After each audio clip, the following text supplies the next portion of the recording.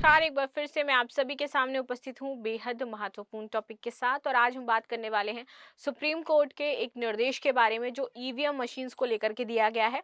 यहाँ पर supreme court ने कहा है कि जब आप ईवीएम मशीन का जो डेटा क्लियर करते हो, वॉश आउट करते हो, तो उसका प्रोसेस क्या है वो मुझे बताइए कि कैसे आप उसका डेटा वॉश आउट करते हो, कैसे वो प्रोसेस किया जाता है और फिर वो जो डेटा है वो कहाँ पर जाता है, कैसे आप डेटा डंप करते हो, वो सारी चीज़ें प्रोसेस हमें जानना है। बिकॉज एक पिटीशन दायर की गई थी इसको लेकर के कि इसमें गड़बड़ी होती है, ये लोग डिलीट कर देते तो फिर पता नहीं चल पाता है। तो इस वजह से यहाँ पर निर्देश दिए गए हैं कि इस बार जो चुनाव हुए हैं उसका डेटा डंप करने का प्रोसेस क्या है, डिलीट करने का प्रोसेस क्या है, वो आप मुझे बताओगे सुप्रीम कोर्ट में।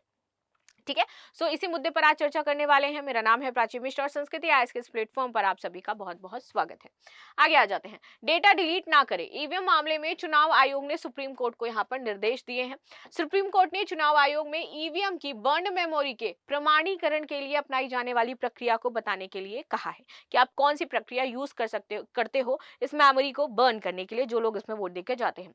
कोर्ट ने यह आदेश मंगलवार को ईवीएम की मेमोरी और माइक्रो कंट्रोलर के प्रमाणीकरण और जांच की प्रक्रिया के संबंध में दिशा निर्देश तय करने की मांग पर सुनवाई के दौरान किए हैं। ठीक है, कि यहाँ पर कुछ पिटीशंस आई थी जहां पर बताया गया था कि ये प्रमाणीकृत नहीं है, जिस तरीके से मेमोरीज की बर्न करी जाती है इसका जांच करना चाहिए, इसके बारे में पता होना चाहिए। तब ये जो स्टेप है उठाया गया है गवर्नमेंट के द्वारा। हालांकि कोर्ट ने अभी चुनाव आयोग को मामले में औपचारिक नोटिस नहीं जारी किया इसको लेकर के कोई भी, कि आप गलत कर रहे हो या आपका जो प्रोसेस है वो गलत है। बस जस्ट उन्होंने बोला है कि आप मुझे इसका प्रोसेस समझाइए पहले। लेकिन आयोग ने अपनी जाने वाली प्रक्रिया जो है वो पूछ ली है आयोग से। मामले में कोर्ट 3 मार्च को फिर से सुनवाई करने वाला है। ये जो मामला चल रहा है, चीफ जस्टिस कर रहे हैं इसकी सुनवाई। तो न्यायाधीश संजीव खन्ना और दीपांकर दत्त की पीठ ने ईवीएम की बर्न मेमोरी और माइक्रो कंट्रोलर के वेरिफिकेशन की प्रक्रिया पर सवाल उठाते हुए जो मामला था उसकी सुनवाई कर रही है।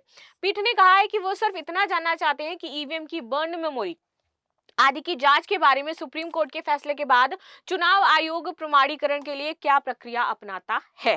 ठीक है, जस्टिस खन्ना ने कहा कि वे बहुत ज्यादा विस्तार से नहीं जानना चाहते हैं, सिर्फ ये चाहते हैं कि कोई आकर के प्रमाणीकरण हमें दे दे, दैट्स इट। चुनाव आयोग ने इसका विरोध जताया है। चुनाव आयोग की ओर से पेश वरिष्ठ वकील मनिंदर सिंह ने याचिकाओं का विरोध किया है और कहा है कि कोर्ट को इन पर विचार नहीं करना चाहिए क्योंकि ये सरासर गलत है। चुनाव आयोग कोर्ट के आदेश के अनुरूप ही प्रमाणीकरण की प्रक्रिया अपनाता है। तो उनका कहना है कि चुनाव आयोग वही प्रोसेस अपनाता है जो आपने मुझे आदेश दिए हैं, जो आपने पहले से कर रखे हैं, तो मैं उस प्रक्रिया में कैसे कुछ भी गलत प्रोसेस कर सकता हूं। उन्होंने डीआर की अर्जी पर कहा कि पहले भी ऐसी ही अर्जी दाखिल की गई थी लेकिन वो अर्जी वापस ले ली गई, लेकिन अब दोबारा से इस पर प्रमाणीकरण को लेकर के अर्जी दाखिल की गई है, तो मेरा ये रिस्पॉन्सिबिलिटी बन जाती है कि इस पर हम कोई सख्त फैसला लें और इसकी सुनवाई करें, उसकी प्रमाणीकरण की प्रक्रिया की पुष्टि करें। ठीक है, न्यायाधीश दीपांकर दत्त ने वापस ली गई अर्जी के आदेश का जिक्र नहीं किया है। मनिंदर ने कहा कि सुप्रीम कोर्ट ने अप्रैल 2024 के आदेश में मतदान का डाटा मिटाने और रीलोड करने की कोई मंशा नहीं व्यक्त की थी। इस पर प्रधान न्यायाधीश खन्ना ने कहा कि वो सिर्फ इतना चाहते हैं कि चुनाव के बाद अगर कोई मांग करता है, कोई जानना चाहता है, उसको प्रमाणित करना चाहता है, तो इंजीनियर आ करके उसकी मौजूदगी की जांच करे, प्रमाणीकृत कर दे कि जो बर्न मेमोरी है और जो माइक्रोचिप स्टॉक है उसमें कोई छेड़छाड़ नहीं की गई है। आप डाटा क्यों मिटाते हैं?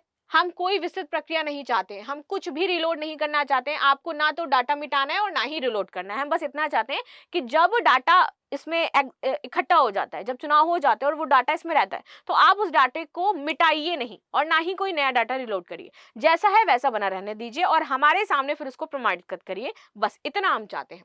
आपको सिर्फ इतना करना है कि कोई इंजीनियर आए और इसके बाद इसकी जांच करके चला जाए। आयोग दाखिल करेगा हलफनामा। डाटा मिटाने की बात तब उठी जब वकील देवदत्त कामत ने कहा कि उनके मुवक्किल जांच के लिए 40,000 रुपए उनको दिए हैं, लेकिन जांच डीएम सिंबल और डाटा की हुई है। मूल डाटा इसमें हटाया जा चुका था। वकील मनिंदर ने कहा कि जो कोर्ट है वो उसको लेकर के नोटिस ना जारी करे क्योंकि जो रियल डाटा था जिस पर हम बात करना चाह रहे थे, जो हम देखना चाह रहे थे, वो पहले ही मिटाया जा चुका है। सुप्रीम कोर्ट ने पिछले वर्ष ईवीएम को क्लीन चिट के फैसले में चुनाव होने के बाद कुछ दिन बाद ईवीएम को सुरक्षित रखने और उम्मीदवार द्वारा मांग करने पर माइक्रो कंट्रोलर और बर्न मेमोरी की जांच करने की बात कही थी कि अगर चुनाव होते हैं और उम्मीदवार चाहता है कि वो देखे कि इसमें कैसे कैसे क्या प्रोसेस रहा है, क्या बर्न मेमोरी इसकी रही है, तो वो देख सकता है, उसको इसका अधिकार है। ईवीएम में 2 यूनिट कंट्रोल और बैलेट होते हैं कि ईवीएम मशीन आखिर काम कैसे करती है। यानी कि एक यूनिट जिस पर आप बटन दबा करके अपना वोट देते हो और दूसरी यूनिट जिसे आप वोट को स्टोर किया जाता है। तो ये पता चल जाता है कि एक तो बटन दबा तो बैलेट पेपर पर्ची कट के नीचे चली गई, और दूसरा होता है कि वो स्टोर आपका एक मेमोरी में स्टोर होता रहता है, आपका जो वोट होता है, तो वो स्टोर जो रहेगा वो मेमोरी आपकी बनी रहती है जब तक वो डिलीट नहीं करी जाएगी वहां से।